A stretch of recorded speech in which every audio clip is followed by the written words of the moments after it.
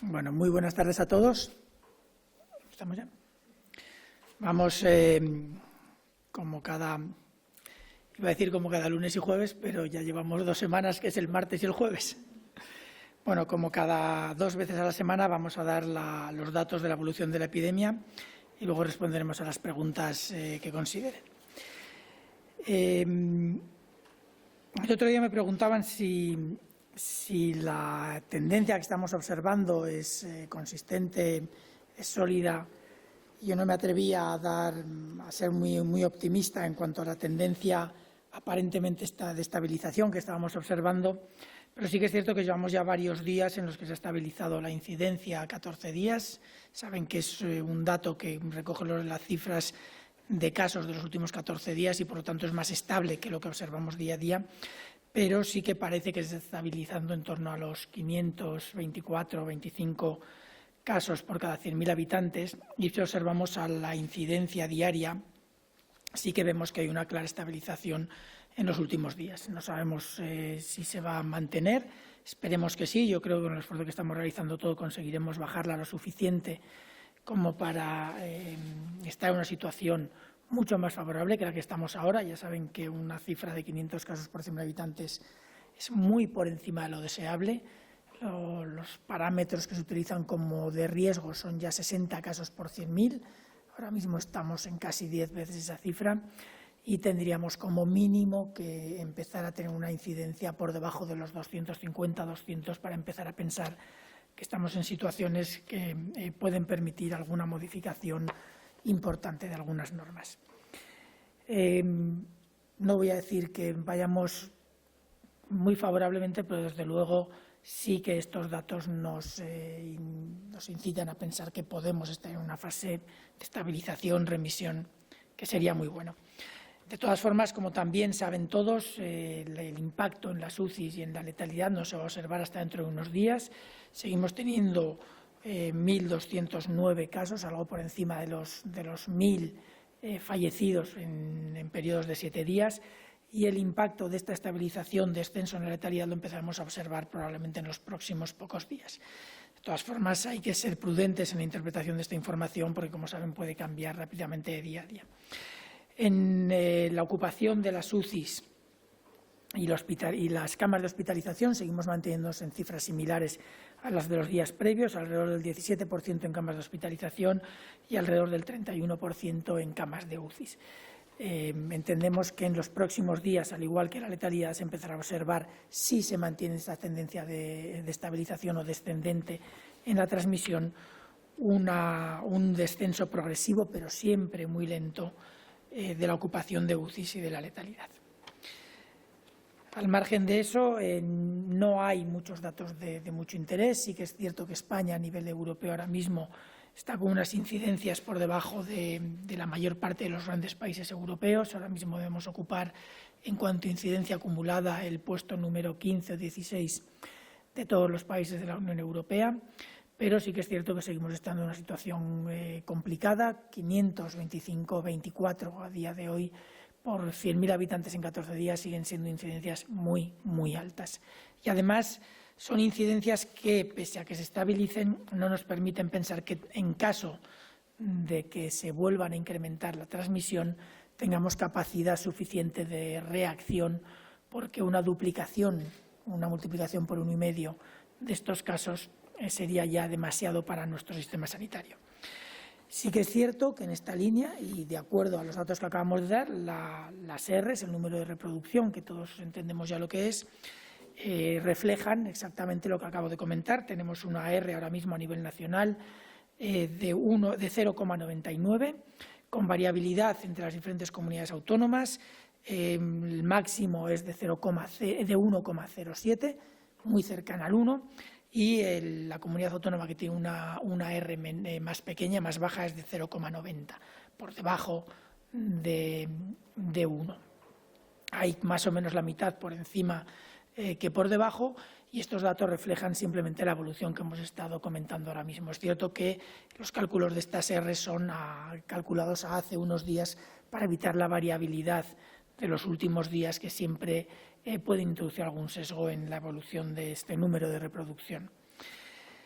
Y al margen de eso, sí que creo que es interesante comentar algunas de las informaciones que han surgido este fin de semana. Creo que todos han oído hablar de la noticia que ha sacado la farmacéutica Pfizer, que está desarrollando una vacuna junto a una empresa de investigación que se llama BioNTech, en la que daban un dato de eficacia posible de esta vacuna del 90% en un análisis intermedio del proceso de ensayo clínico que están siguiendo para poder valorar la eficacia de esta vacuna. Es un dato muy favorable, es un dato que nos invita al optimismo, pero debemos de tener un poquito de cuidado a la hora de valorarlo. Es un análisis preliminar, un análisis intermedio. Tenemos que esperar a que se cubra todo el proceso del estudio. El estudio está pensado para tener una precisión suficiente con un total de, si no recuerdo mal, 164 casos que se produzcan en los dos grupos, tanto en el que recibe la vacuna como en el que recibe un placebo en lugar de la vacuna. Ahora mismo el análisis se ha realizado con 94 casos y, por lo tanto, aunque los resultados actuales son muy favorables, podrían variar tanto hacia arriba como marginalmente hacia abajo según lo que suceda en los próximos días con el siguiente análisis. En todo caso, son resultados muy favorables. Nos falta por conocer los intervalos de confianza alrededor de ese 90% para saber cuál sería la eficacia mínima esperada de la vacuna, pero desde luego sí que parece que estaría por encima del 70%, que es la eficacia mínima que nos interesa que tenga para garantizar que tiene el máximo impacto necesario para controlar la epidemia. Aunque tuviera menor eficacia nos serviría, pero obviamente sería un poquito menos interesante. En todo caso, los datos son muy esperanzadores, yo creo que tenemos que congratularnos por ello y simplemente quería comentarlo para que veamos que hemos tenido rebrotes en toda Europa, ha habido rebrotes en Estados Unidos, lo cual es una situación mala, obviamente, para la población y para la evolución de la epidemia, pero si queremos ver un pequeño lado positivo, es que al incrementarse la incidencia se han incrementado el número de casos esperados y, por lo tanto, los ensayos clínicos o los estudios de las vacunas pueden obtener resultados quizás un poquito antes. Y eso obviamente va en favor de una vacuna que a lo mejor en lugar de a final, que en enero, febrero, como se venía hablando últimamente, quizás podamos llegar a tenerlo un poquito antes. Y nada más, si quieren hacer preguntas. Pues sí, buenas tardes. Comenzamos el turno de preguntas. Como saben, atendiendo a la normativa que está ahora mismo vigente, solemos tener aquí en la sala de forma presencial a 5 medios de comunicación, que hoy son Datadista, Es Radio, El Diario, El Confidencial y La Sexta. Así que comenzamos.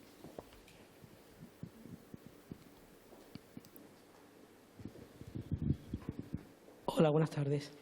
Mire, no entiendo una cosa cuando dice que estamos en estabilización. Hoy hace 15 días que entró en vigor el estado de alarma. Cogiendo los datos de incidencia acumulada del día 26 de octubre y comparándolos con los del día de hoy, me salen que casi todas las comunidades autónomas, menos Madrid y Navarra, tienen una variación porcentual de la incidencia acumulada por encima. Ha subido. De hecho, tenemos a Ceuta, que está cerca del 100%, Murcia el 83%, Cantabria el 70%, Comunidad Valenciana, País Vasco, Asturias, Andalucía, por encima del 50% de variación porcentual de la incidencia acumulada entre ese día y el día de hoy. No sé si las medidas del estado de alarma han funcionado. Mañana es la interterritorial. No sé si hay comunidades autónomas que están diciendo que van a pedir medidas más duras. No sé si ha funcionado desde el punto de vista epidemiológico las medidas que se han tomado desde entonces. Gracias.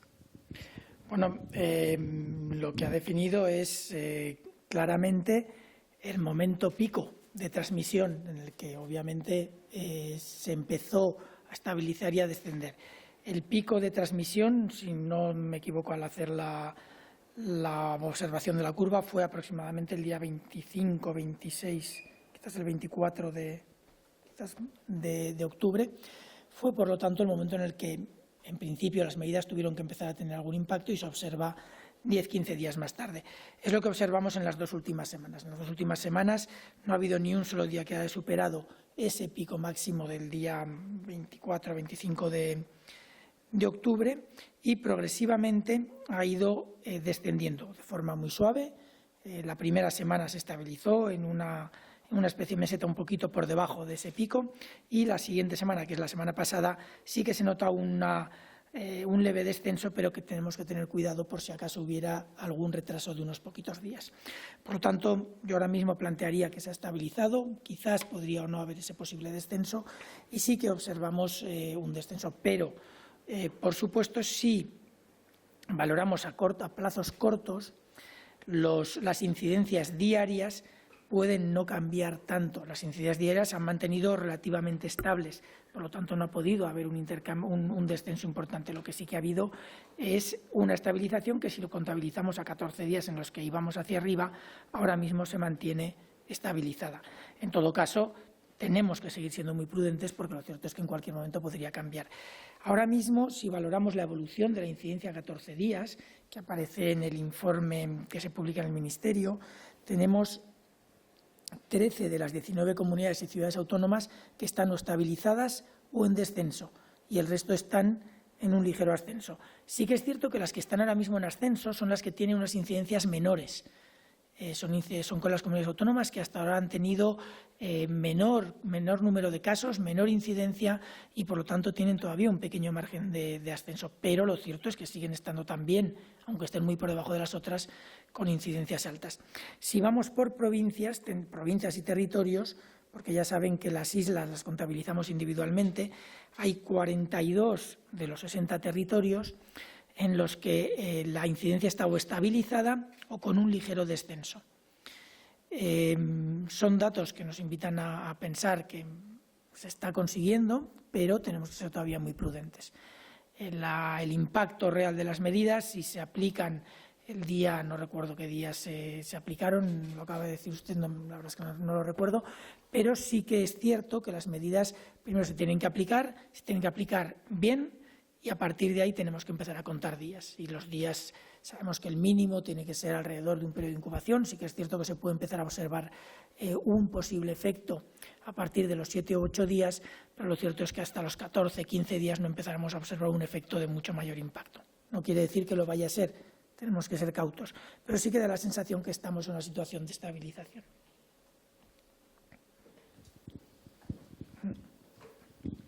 Hola, buenas tardes. Darío Ojeda, del Confidencial. Quería volver a insistir en este tema. Al principio ha dicho, si no lo he entendido mal, ha puesto la cifra de los 250-200 casos por 100.000 habitantes como objetivo del que bajar para pensar en modificaciones importantes de algunas normas. Entiendo que las normas que están vigentes ahora con el estado de alarma. Entiendo que ¿eso es lo que usted recomienda, que no se levanten las normas que tenemos ahora mismo hasta que se alcancen esos niveles de incidencia? No, ahora mismo tenemos una posibilidad de flexibilizar las normas, que las de estado de alarma son realmente muy importantes y muy restrictivas. Pero lo que tenemos que hacer es ir evaluando permanentemente la evolución en los diferentes territorios. Y de diferentes territorios puede ser comunidad autónoma, provincia, municipio, incluso cualquier otro territorio que establezca la comunidad autónoma. Tiene que ser un proceso de evaluación constante, lo que vaya indicando la situación de cada uno de ellos, y a partir de ahí la comunidad autónoma tiene que definir cuáles son las normas que mejor aplican a cada situación. Sabemos por los documentos que están publicados y aprobados por el Consejo Interterritorial, mejor en el orden al revés, aprobados por el Consejo Interterritorial y posteriormente publicados, en ellos se indican, en el documento de actuaciones ante posibles incrementos de transmisión, se especifican las propuestas de acción que se pueden aplicar en cada nivel de alerta. Y lo que debemos de hacer ahora mismo, en las comunidades, nosotros y de forma permanente, es una evaluación de cada uno de estos territorios, de forma que podamos valorar cuál es el nivel de alerta en el que se encuentra y qué normas serían potencialmente aplicables. Todos sabemos que cuanto más restrictivas sean, mayor impacto en el control de la epidemia, pero todos sabemos también que cuanto más restrictivas sean, mayor impacto social y económico. Por lo tanto, se tiene que llegar a una valoración lo más correcta posible de la situación y aplicar en cada situación las medidas más adecuadas.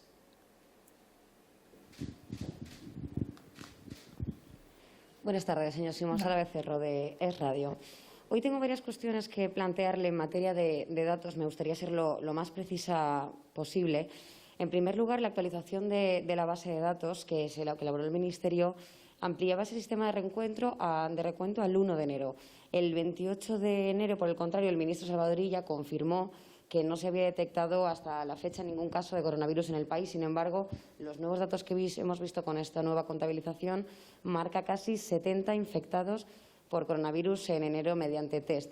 Me gustaría saber si podría confirmarnos estos datos gracias a este nuevo recuento.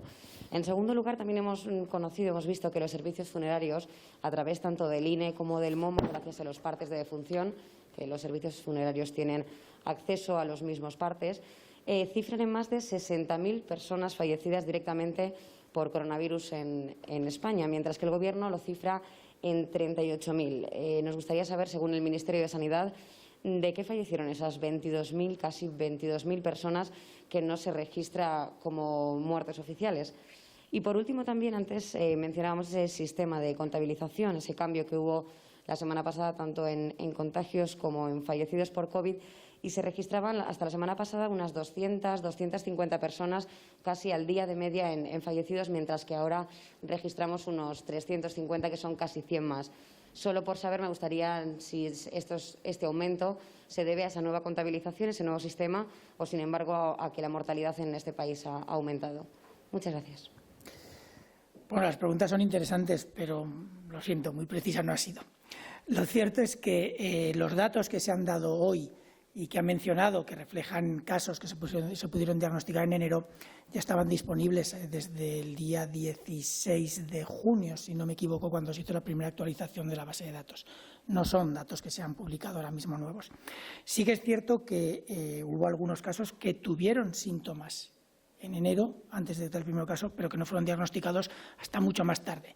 Son personas que tenían cuadros compatibles con coronavirus, no se diagnosticaron de coronavirus porque no había ni siquiera pruebas disponibles a principios de enero en ninguna parte del mundo, y una vez que se tuvieron las pruebas o los kits diagnósticos, los médicos que los habían tratado, un cuadro de neumonía atípico, extraño, que no sabían diagnosticar, como tenían muestras disponibles, los diagnosticaron a posteriori. Eso es una parte de razón por la que se hizo esta situación. Otros fueron personas que podían estar ingresadas antes, que fueron diagnosticadas, aunque no se hubieran curado todavía, fueron diagnosticadas posteriormente una vez que hubo disponibilidad de kits, incluso aunque todavía estuvieran hospitalizadas. Por lo tanto, son datos que ya estaban disponibles desde el 16 de enero. Sabemos que son un total de 81 personas que fueron diagnosticadas en enero, de las cuales varias de ellas las conocíamos, algunas de ellas las conocíamos ya en marzo y abril, porque fueron claramente diagnosticadas. Hubo una persona que había venido de Nepal, si no recuerdo mal, hubo nuestro primer caso en La Gomera y hubo algunos otros que posteriormente se fueron diagnosticando. No tiene nada de extraño cuando los médicos no son capaces de hacer un diagnóstico etiológico. Si de pronto aparece disponibilidad de una muestra en el futuro y tienen muestras disponibles, un kit diagnóstico en el futuro y tienen muestras disponibles de estos pacientes, se hayan fallecido o no hayan fallecido, la posibilidad de hacer estas pruebas. Es lo que se hizo en junio y los datos están ahí desde junio, no tiene nada que ver. Sí, se diagnostican con posterioridad. De hecho, algunos de ellos se van a diagnosticar incluso en marzo o en abril, habiendo tenido su cuadro clínico en el mes de enero, cuando los servicios tenían ya acceso a pruebas diagnósticas. Por lo tanto, son cosas que pasan constantemente. Una vez que por ejemplo, recuerdo ahora mismo, si alguno de ustedes está familiarizado con el MERS coronavirus, el coronavirus del Oriente Próximo, los primeros casos del coronavirus del Oriente Próximo fueron diagnosticados en pacientes de febrero del año 2012, si no recuerdo mal, pero se diagnosticaron en octubre de ese año, una vez que se identificó el virus y se hizo diagnóstico a muestras que se tenían guardadas en los laboratorios de aquellos virus. Esto es una cosa que sucede con mucha frecuencia en biología. Son 81 personas y lo hemos sabido a posteriori. Algunos de ellos se detectaron incluso haciendo el rastreo a priori de casos conocidos a principios de febrero. Al hacer la investigación se fueron detectando y de algunos de ellos se consiguieron muestras y se hicieron este tipo de análisis. Por lo tanto, yo creo que simplemente ya estaba disponible desde junio y simplemente lo que se ha hecho es actualizar, que ni siquiera se han actualizado esos datos, si no recuerdo mal. En cuanto a las funerarias, No he mirado los datos de funerarias últimamente, no sé cuántos fallecidos han podido registrar desde marzo hasta ahora. Desde luego habrán registrado bastantes más de los que se han muerto por coronavirus, porque la gente no se muere solo de coronavirus. Y, por lo tanto, esos 22.000 extra que usted menciona, entiendo que habrá una parte que se han podido o no morir por coronavirus, pero desde luego si se han muerto por coronavirus no han sido notificados como casos confirmados de coronavirus, aunque han podido morirse algunos por esta razón y otros habrán muerto por cualquier otra causa, como habitualmente sucede en nuestro país. En nuestro país se vienen a fallecer, no recuerdo ahora mismo la cifra exacta, pero no quisiera equivocarme, me parece que son como 600, 700 personas al día, no estoy seguro, pero es un número determinado que obviamente haya o no coronavirus van a seguir falleciendo y obviamente si las funerarias los cuentan todos, entrarán ahí. Si han contado únicamente lo que ellos consideran como coronavirus, en las estadísticas que nosotros damos entran aquellos que tienen un diagnóstico de coronavirus. Los que tienen sintomatología compatible, que puede figurar o no, pero no tienen un diagnóstico de coronavirus, nosotros probablemente no los incluiremos. Y luego, las cifras de fallecidos, es posible que sigan subiendo todavía unos días. No recuerdo, estamos dando 1.200 casos en 7 días, que luego con retrasos pueden subir un poquito más. Estaremos hablando de alrededor, no creo que de 300 y pico, sino más bien de 200 y pico casos por día en los últimos 7 días, una vez recuperados los retrasos de notificación. Son cifras similares a las que hemos visto en alguna semana de estos últimos meses. No es lo más habitual, sí que es cierto que al tener más casos tenemos que tener más fallecidos y es posible que se sigan observando estas cifras durante unos días más hasta que consigamos valorar si la curva desciende o no y hayan pasado suficientes días para que aquellos que se infectan al final su desenlace sea o la recuperación o, desgraciadamente, el fallecimiento. Tendremos que esperar todavía unos días, todos sabemos que son entre 2 y 3 semanas hasta que se produce el desenlace. La hospitalización y las UCIs es muy posible que el impacto se vea un poquito antes, pocos días antes, porque una vez que uno entra en las UCIs, desde ahí hasta el fallecimiento no pasa mucho tiempo en caso de fallecer, pero sí que pasa mucho tiempo, hasta 8, 10, 14 días, en caso de recuperarse. Las estancias de los que se recuperan en las UCIs son muy largas. ¿Vale? Hola, buenas tardes. Belén Remache, diario.es. En primer lugar, tenía varias preguntas sobre la noticia del día, sobre la vacuna de Pfizer. El ministro ha dicho que en enero podíamos tener las primeras dosis, pero claro, me gustaría ver si nos podía detallar un poco cómo luego empezará la vacunación, porque sí que en septiembre comentaron que ya se iba a empezar a trabajar en un registro de vacunación COVID con las comunidades, que se iba a crear un grupo de trabajo también con sociedades científicas. ¿Esto está formalizado? ¿Se está trabajando ya en esto? Y, bueno, si nos puede avanzar algo de eso de si se va a intensificar el trabajo en el Consejo Territorial sobre esto, si se ha pensado dónde se va a vacunar a la gente, cómo va a ser el operativo. Por ejemplo, esta vacuna necesita muy bajas temperaturas. No sé si se ha pensado en cómo se va a conseguir la logística para esto. Bueno, detalles sobre esto. Y luego le quería preguntar, ha comentado que, ha hablado de estabilización con cifras aún así muy altas, por encima de 500 casos de incidencia. El ministro la semana pasada pidió entre 2 y 3 semanas de tiempo para ver si funcionaban las medidas. ¿Su interpretación es que el toque de queda está funcionando cuando dice esto? Gracias.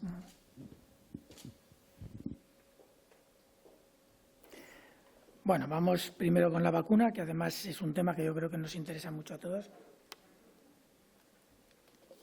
Es muy posible que tengamos vacunas para empezar a vacunar en enero. No tenemos certeza. Todos saben que las vacunas tienen que pasar un proceso de autorización que se lleva en la Agencia Europea del Medicamento y en las agencias nacionales de medicamentos y productos sanitarios, como es nuestra agencia aquí, que ese es su nombre. Pero sí que es muy posible que en enero se pueda ya vacunar. Lo que no podremos es vacunar a todo el mundo al mismo tiempo y, por lo tanto, hay que hacer priorización de grupos y todo esto se tiene que basar tanto en los grupos vulnerables que tenemos, como en los grupos que favorecen la transmisión, como en los grupos esenciales que nos interesa reducir los riesgos de infección, etcétera. Para todo esto, para establecer esta estrategia de vacunación incluidos todos los aspectos logísticos que mencionabas, ha establecido un grupo de trabajo con responsables de las comunidades autónomas, expertos, que están preparando un documento que está a punto de finalizar. Cuando tengamos ese documento podremos saber exactamente cuál es la propuesta, que obviamente se tendrá que aprobar en el Consejo Interterritorial. El Consejo Interterritorial está siguiendo esto muy de cerca porque creo que a nadie se nos escapa que una vez que tengamos la vacuna la situación cambia radicalmente y, por lo tanto, es uno de los puntos importantes y fuertes en cualquier discusión de trabajo para el coronavirus. En cuanto a la logística de la vacuna, sí que es cierto que es una vacuna esta. Hay otras que tienen una logística menos complicada, pero esta, que es una de las que probablemente tendremos antes, hay que ver cómo evolucionan las otras en las próximas semanas, pero esta, que probablemente la tendremos antes, sí que tiene una logística complicada, porque en principio el virus, la vacuna, se debe mantener a menos 80 grados. Pero sí que es cierto que la propia empresa, tiene ya preparados unos contenedores específicos para mantener la vacuna en condiciones adecuadas durante al menos 15 días y además ha establecido ya unos mecanismos de distribución de la vacuna adecuados para que que se tenga que mantener a menos 80 no sea un problema grave. Sí que, por supuesto, no es una vacuna corriente. Los que la vayan a manejar tienen que conocer cómo se tiene que trabajar con ella, tienen que saber cuánto dura los contenedores que va a distribuir la empresa, tienen que saber, una vez que se ha descongelado la vacuna, cuánta gente se va a poder vacunar y durante cuánto tiempo se puede vacunar la vacuna se puede guardar la vacuna una vez descongelada, y se tiene que establecer una logística de vacunación que está trabajando este grupo de trabajo para perder el menor número posible de dosis de vacuna en el proceso. Todo esto lo está haciendo gente que tiene muchísima experiencia en la gestión de programas de vacunación, son los que manejan habitualmente todos los programas de vacunación a nivel nacional, tanto de adultos como infantiles, y por lo tanto yo tengo plena confianza en la calidad del documento que se va a desarrollar y del que tendremos información en los próximos días, semana. Estamos trabajando ahora mismo todos los países europeos en la misma línea. España tiene su documento muy, muy avanzado. Ya les digo que en breve se podrá informar, pero si no les importa, vamos a esperar a que tengamos el documento.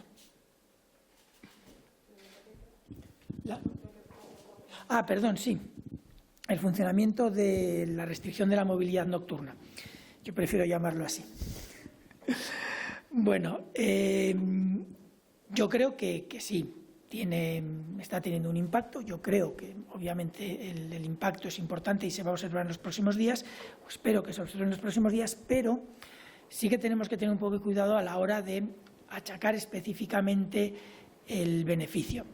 Todas las medidas que hacemos van dentro de paquetes en el que se aplican varias medidas al mismo tiempo. Se aplica la restricción de la movilidad nocturna, se aplica restricción de movilidad perimetral, se aplican controles de grupos específicos de riesgo en diferentes ámbitos.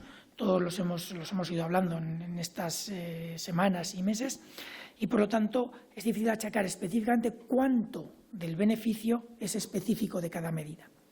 Es más, hay otro efecto conjunto de todas esas medidas que aún es más difícil de valorar, y es el hecho de que, aplicando todas estas medidas, también se modifica la forma de actuar a título personal de las personas, de cada uno de nosotros. Y eso también tiene un impacto en la transmisión, y eso es incluso más difícil de valorar. Yo tengo claro que la restricción de la movilidad nocturna ha tenido un impacto importante. Sabemos que el control de la transmisión intradomiciliario en las familias, en los convivientes, es muy difícil de controlar. Son personas que no pueden estar todo el día con la mascarilla, no pueden estar todo el día manteniendo medidas de control, pero sí que es cierto que podemos evitar que a las familias o los hogares donde hay convivientes que conviven habitualmente juntos, allí donde no ha llegado todavía, porque no ha habido este intercambio entre diferentes grupos poblacionales, podemos reducir el riesgo de que llegue. Y eso es lo que se ha estado haciendo con todas estas medidas. Allí donde no se puede actuar, no podemos actuar de manera directa, pero sí que podemos actuar de manera indirecta evitando que entre. Y todo eso lo conseguimos con todas estas otras medidas. Yo creo que está teniendo un impacto importante, lo podemos ver en la evolución. Vemos que la asociación temporal, si bien no garantiza el impacto de la medida, porque eso es, ya digo, difícil de separar de otras medidas, sí que el impacto temporal o el momento en el que se empiezan a ver los efectos coinciden con la aplicación de las medidas. Se están haciendo ahora mismo modelos para poder valorar el posible impacto de cada una de estas medidas, pero certezas absolutas no tendremos. Hola, Óscar García de La Sexta. Le quería también preguntar alrededor de la vacuna.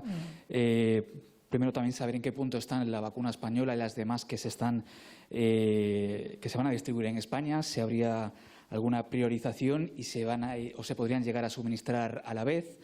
Y también, por último, pedirle una valoración sobre los datos de presión hospitalaria y las UCIs en las distintas comunidades. ¿Cuáles son las que más le preocupan y cuándo creen que van a mejorar la situación?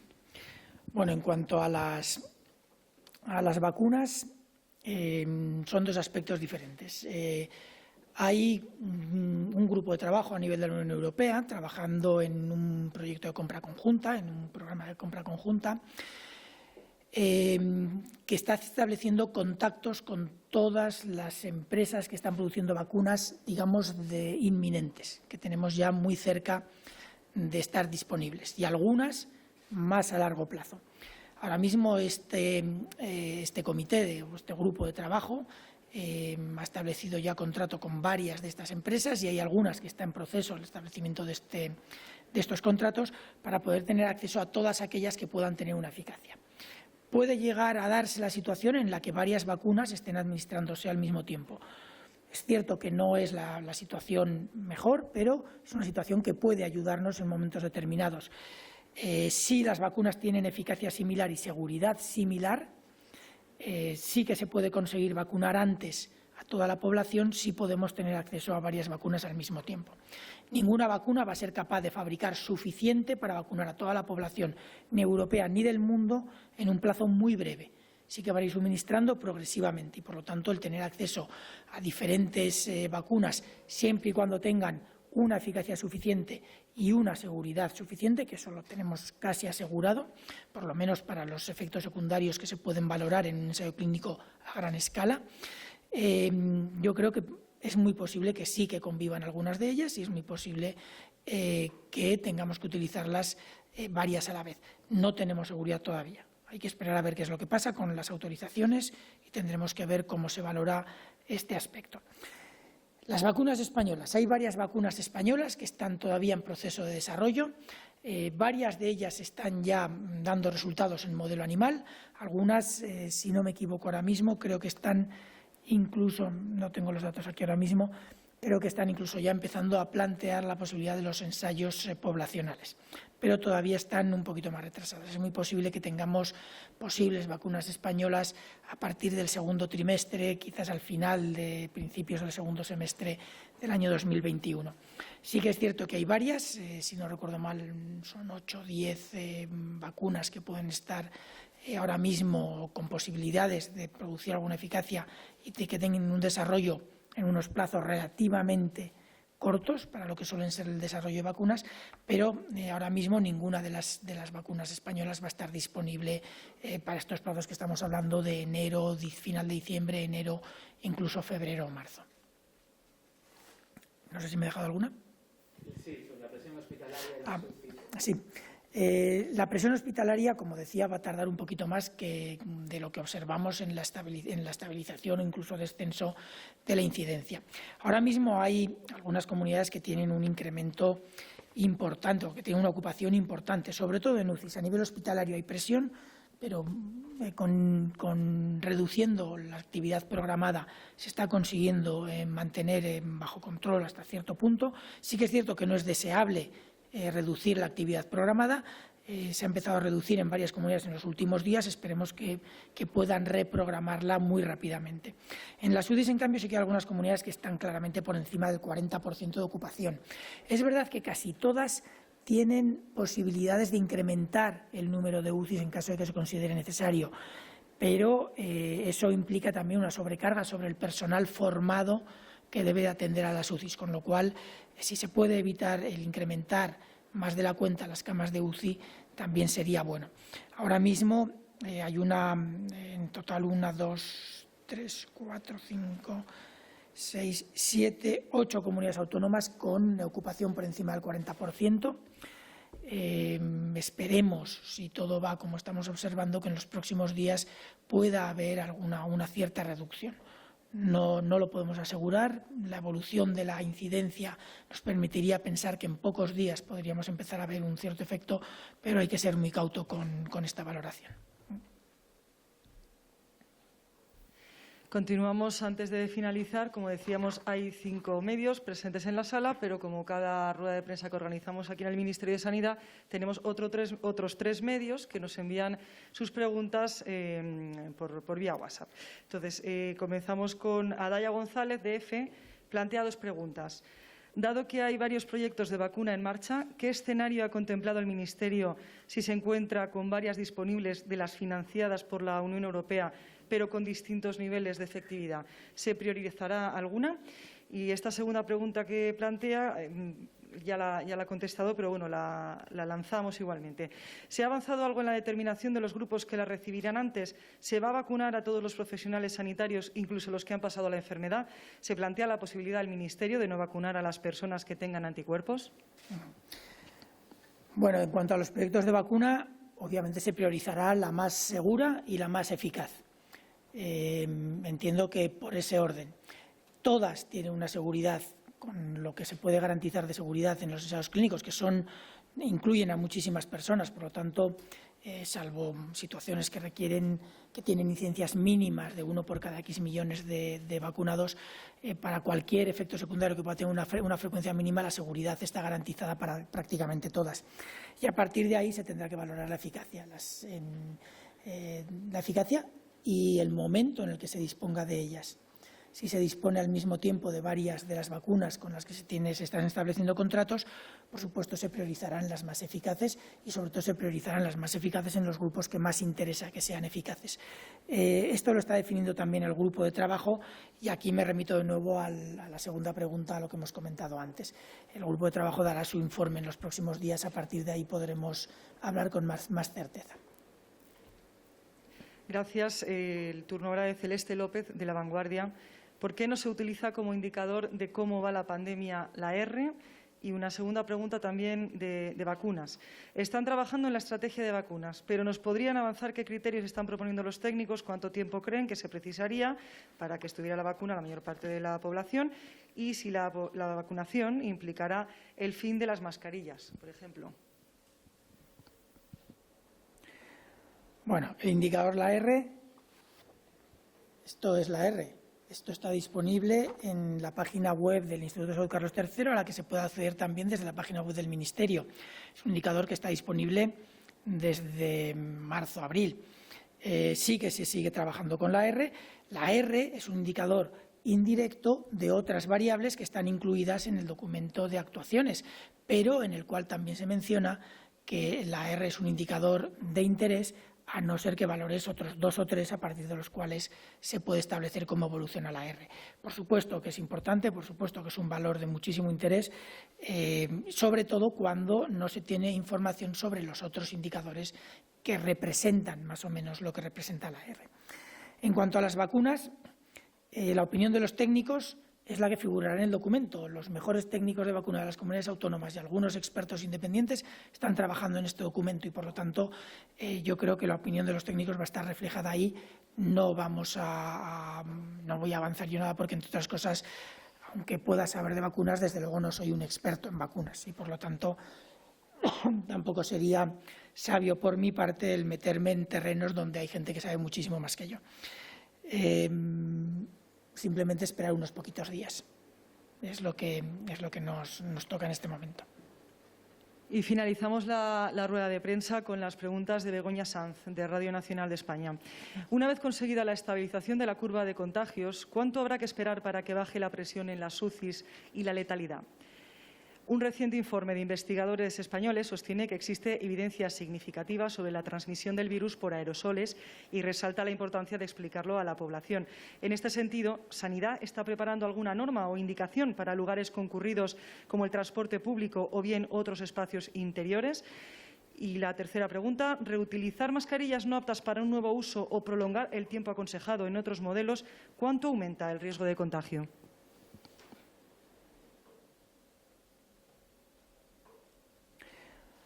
Bueno, en cuanto a la reducción de la presión de las UCIs, lo hemos comentado también varias veces. Yo creo que se tiene que esperar desde que se inicia ese posible descenso, que todavía tenemos que confirmar. Se tiene que esperar entre 2 y 3 semanas para valorar el impacto en la letalidad, desde luego, y en las UCIs poco más o menos el mismo. En la hospitalización sí que podría verse unos días antes, pero todavía tenemos que esperar este periodo. En cuanto a los aerosoles, sí, el Ministerio está preparando un documento de trabajo con los aerosoles para dar la posición no del Ministerio, sino del Ministerio, las comunidades autónomas, expertos independientes, etcétera, sobre lo que habría que hacer con los aerosoles. En todo caso, vamos a ver, no va a cambiar de forma radical ni las medidas que se tienen que aplicar ni la percepción de la transmisión de la epidemia. Sabemos que los aerosoles pueden transmitir la enfermedad desde el principio, sabemos que está ligado a situaciones concretas, sí que podría ser un poquito más de lo que se pensaba desde el principio, pero no va a cambiar radicalmente y la mayor parte de las medidas que se tienen que implementar para reducir los riesgos por aerosoles se están implementando de una u otra manera. Se pueden perfeccionar si se considera necesario y esto aparecerá en este documento que se está trabajando ahora mismo, pero tenemos que tener cuidado de no modificar la percepción de la transmisión de la pandemia cuando no hay evidencia sólida que lo justifique. Sí que hay evidencia de transmisión por aerosoles, lo sabemos, tenemos que darle el peso adecuado dentro de los diferentes mecanismos de transmisión y a partir de ahí proponer o valorar si las medidas que se están aplicando son las correctas o no. En muy breve habrá un documento del Ministerio al respecto, del Ministerio con las comunidades y con los expertos. En cuanto a la reutilización de las mascarillas, vamos a ver, esto es como los medicamentos. En el medicamento viene un documento de prescripción, viene un documento que dice cómo se tiene que tomar y en la mayoría de las ocasiones, si hay dudas, se refiere al médico prescriptor para que indique si hay que hacer alguna variación en cómo utilizarlas.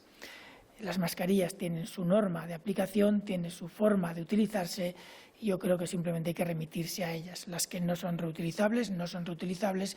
Las que se tienen que lavar 40 veces se pueden lavar 40 veces, las que se pueden lavar 20 se podrán lavar 20. Y yo creo que hay que remitirse únicamente a eso. ¿Cuánto sube el riesgo si se hace mal? Pues a ver, me puedo inventar una cifra si quieren, pero ni yo ni nadie la conoce. Pues muchas gracias. Damos por finalizada la rueda de prensa y os remitimos a la cita del próximo jueves.